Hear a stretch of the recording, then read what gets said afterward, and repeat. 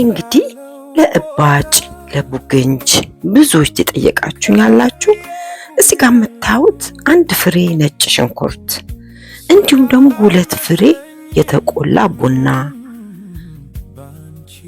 እንዲሁም 2 ፍሬ ቁርንፉድ 2 ፍሬ ቁርንፉድ 2 ፍሬ ቡና 1 ፍሬ ነጭ ሽንኩርት እነዚህን አንድ ላይ ጭቅጭቅ አድርገን በሙቀጫችን እናደቀዋለን።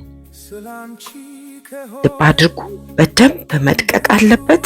በደንብ ድቅቅ ብሎ ከወጣ በኋላ ይሄንን በኮተን በንጹህ ኮተን በንጹህ ነጠላ ጨርቅ አርጋችሁ በጉንጁ ላይ ወይም ደግሞ እባጩ ላይ አርጋችሁ ስር አርጋችሁ ማደር።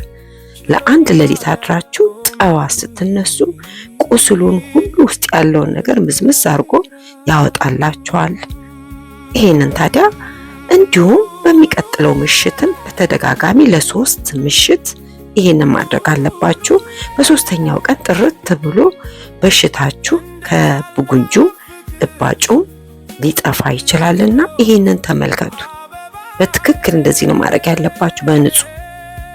ከዛ ጠዋት ግን በደንብ መታጠብና መለቃለቅ አለባችሁ። ከዛ መደጋገም ለ3 ቀን ትልቅ ለውጥ ነው የምታገኙበት። ይሄንን ያወጣችሁትን ግን በደንብ ቆሻሻ ውስጥ መክተት አለባችሁ። ቫይረስ ነውና ይሄንን ቆሻሻ ውስጥ አሉት።